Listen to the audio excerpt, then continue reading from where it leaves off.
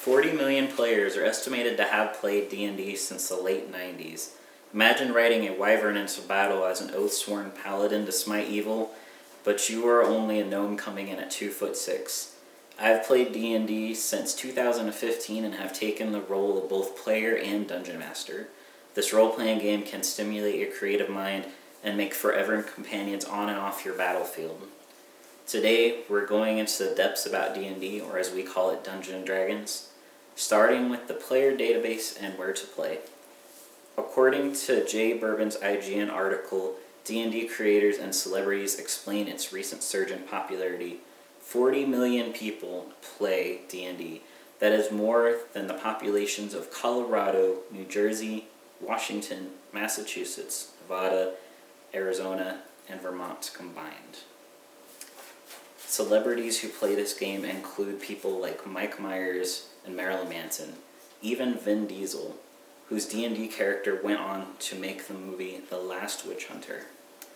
Vin Diesel was also hosted by another famous voice actor named Matt Mercer, who hosts a very popular live D&D streaming show called Critical Role, along with other voice actors such as Travis Willingham and Liam O'Brien.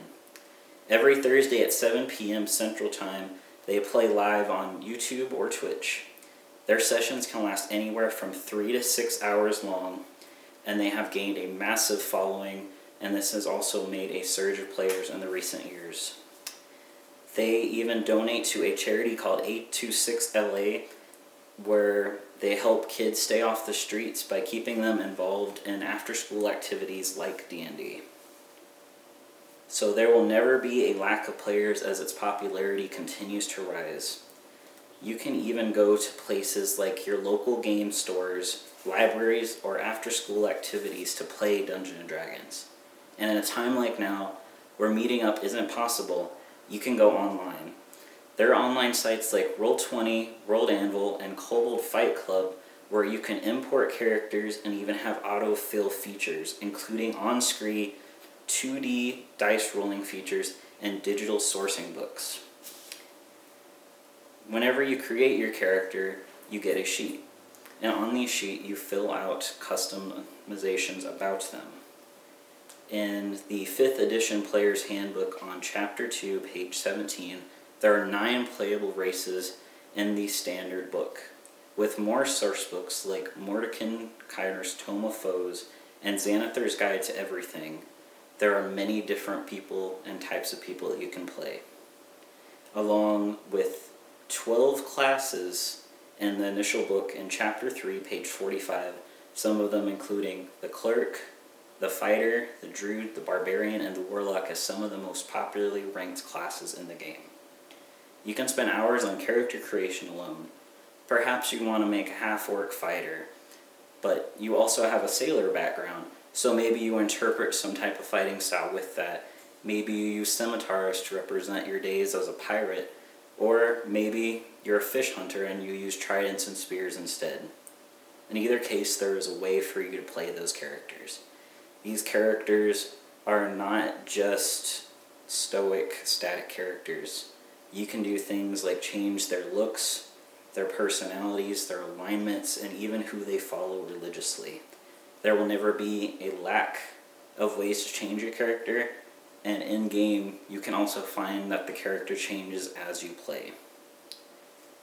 Whenever we make these classes, we really get into the role of them, and it helps take us out of our real-worldly experiences, and we really become a team together playing these games.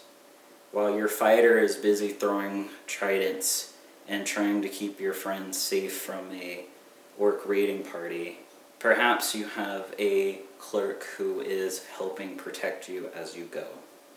Nevertheless, the way you play the game, there are standard rules, but you can also make rules at home called homebrew that the Dungeon Master can allow you to play with.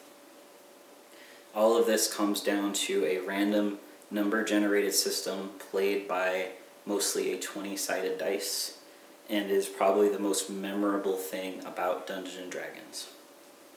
Now that we've talked about how to make characters and where to play them, we can see that this game is very modern and able to keep up with technological advances and there will always be a place and time to play. In a time of crisis like these, you can be in a place that you have control of something and enjoy it with the people you love the most anytime or anywhere. Thank you.